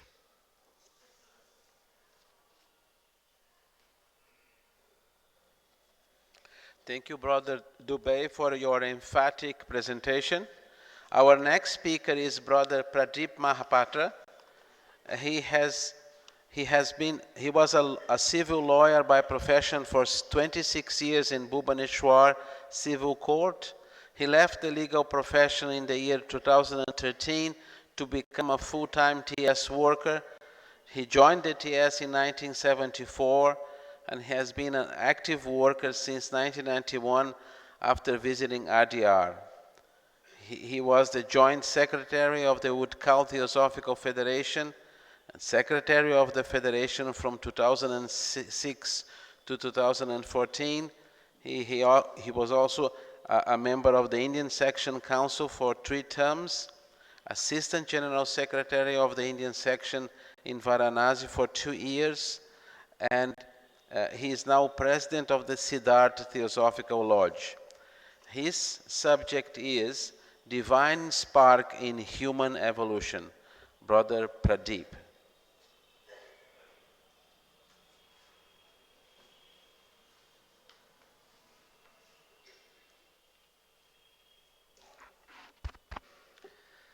Respected International Vice President Dr. Deepa Padi, respected Indian Section President Pradeep Goyal, Brother Chairman Pedro, brothers and sisters in the dais, and those who are watching live. Really, I am grateful to President Indian Section to providing this subject, which is one of my choice subject, to speak and to share some of my thoughts, particularly based on our inner founders who inspired the founders to form the Theosophical Society. The subject, Divine Spark and the Human Evolution. At the outset, I can say the human evolution, not confined to human being only. It consists of elemental soul, elements, then minerals, plants, animals, and human beings. The human beings came from the infinite source, which the Hindus refer as Param Brahm, Muslims refer as Allah, but in Theosophy it is known as ultimate reality. The cyclic journey of human being started long, long ago as a divine spark, a divine seed of future Dhyani Buddha. Human beings' evolution occurs according to the laws and principles that govern the solar system, our solar system. The basic principle is the divine spark transforms itself into the matter, and matter which resolves once more into divine spark. Everywhere we will find changes in the form or evolution taking place from elementals to human being. Not only the evolution form is going on, but unfoldment of life or consciousness is taking place within the forms. But the uniqueness of such changes is unchangeable of divine spark within the form, whether we realize or not. Theosophy says every form, whether in mineral, plant, animal, human being, contains within it that divine spark, which involves potentiality of development of a Dhyani Buddha. When divine spark comes out of ultimate reality, it is not aware of its transcendental glory. It moves and moves through galaxies and galaxies, having no feeling of awareness. It moves onward and downward, irresistibly drawn to the regions of density, descending lower and lower, stage by stage, attracted to the realm of forms, the realization of ongoing unfoldment or development, whatever we may name, it will only observe when we are aware of, alert, within and around. The same divine spark gather vestures pertaining to the kingdom of fire, air, water, earth. Slowly, slowly, it emerges from subtle realms and become manifested in material world. In a mineral encasement, then the divine spark proceeds to the kingdom of beauty, symmetry of forms, colors, fragrance. Here it finds the sunlight brilliant as ever, feels feeling of pain, happiness. Here the divine spark yearns to return back to the ancestral home, that is flame. The then divine sparks enter into the another kingdom, the animal world, with a new body, having power to move from place to place. It has now warm blood, sensation of devotion, sacrifice, love. Side by side, it gathers angers, hatred, jealousy. In our daily life, we can observe that the divine spark now entered into the human kingdom. When it enters into the human kingdom, it is more shining because coming of the Shiva Tattva. Shiva, Christianism says Father. In Theosophy, you can say first Logos enter into the human body. But human being is not aware of its divinity.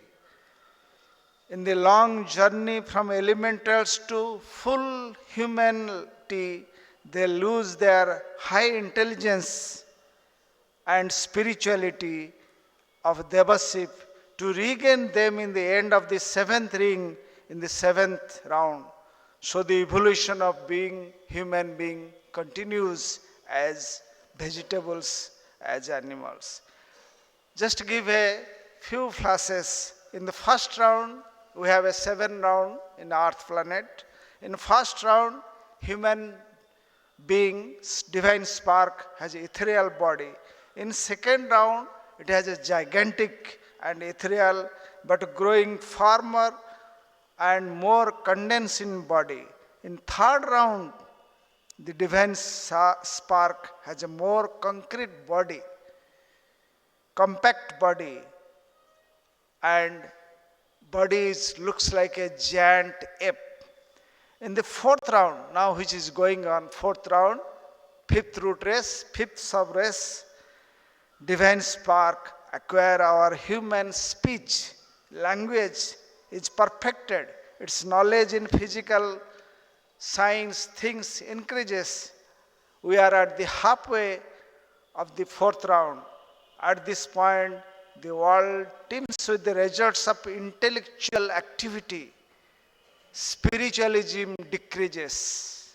During the first half of the fourth race, science, art, literature, and philosophy are born, eclipsed in one nation, reborn in another. Then subsequently, the spiritual ego, inner man within us, would begin its real struggle with body and mind to manifest its transcendental power. Mahatma says, who will help in the forthcoming gigantic struggle? Who? Happy the man who helps a helping hand. At this stage, it is better to refer the question from Mahatma letters, letter number 67 of belong to A. E. Hume. Hume question is, does every mineral form, vegetable, plant, animal, contain that entity which will be Dhyani Buddha? The same position as when it was 1882, now 2020, the same position. Great One says, invariably, only rather call into germ of future entity. Then Mahatma refers the human fetus. Take the human fetus from the moment of its first planting until it completes its 7th month of gestation. It repeats in miniature the mineral, the vegetable, animal cycles. It passed through its previous encasements and only during the last two develops its future human entity. It completed, but towards the child's 7th year. So the Great One further says, the divine spark, without any increase or decrease, aeons and aeons before it worked its way onwards. This is the reason we, the members of Theosophical Society, must protect the environment, make it free from pollution, protect the plant, animal kingdom from destruction. So also they protect the child, woman, who is now more vulnerable than any time before. It is too late. Therefore, the Great Ones always refers in Mahatma letters, you must look back at animal, vegetable and mineral entities. But how then this small divine spark came out of ultimate reality without awareness of its potentiality, became the Great Ones, Dhani Buddha? What is that transforms it from unconscious to conscious and to become self-conscious? Is a divine spark self-unfolding?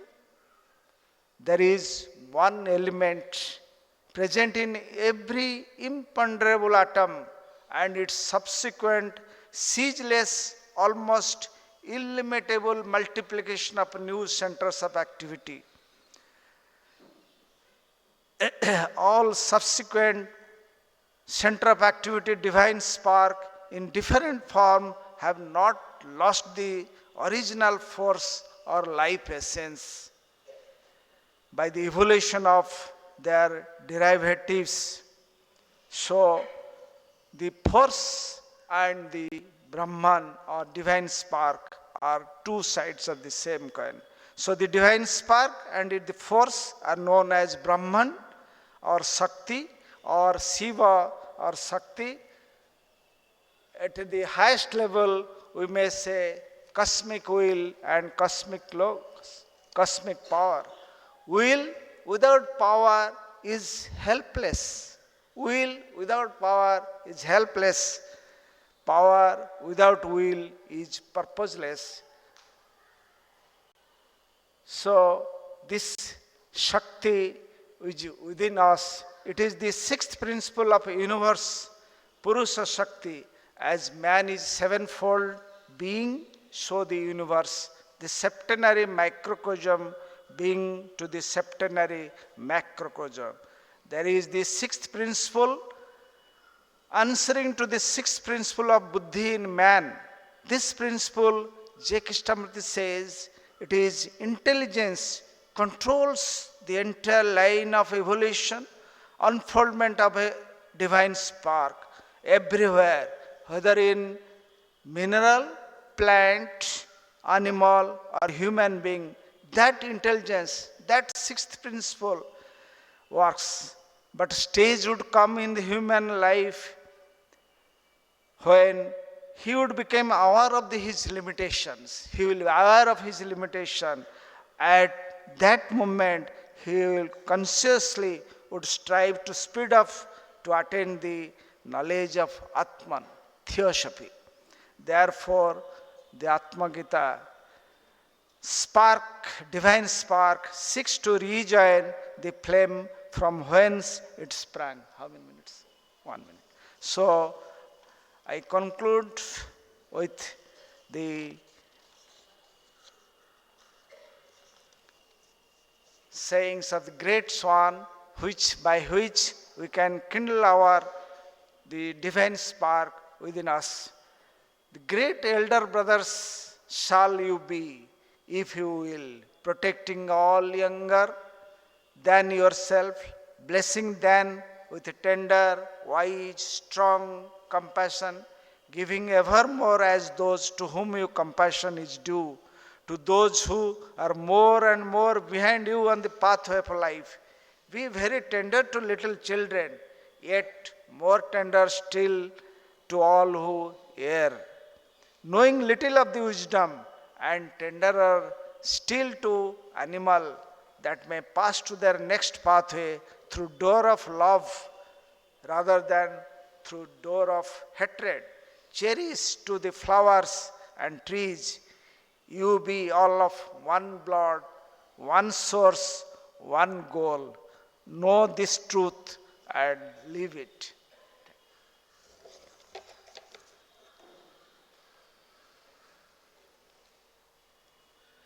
Thank you, Brother Pradeep, for your dedicated presentation.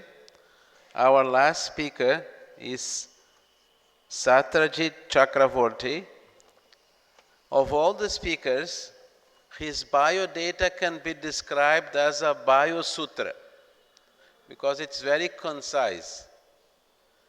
Brother Satyajit Chakraborty is a member of the Bengal Theosophical Society. He holds a B.Com with honors from Calcutta University and is a teacher by profession. His subject is Cultivating the Divine Spark Within. Brother Chakraborty.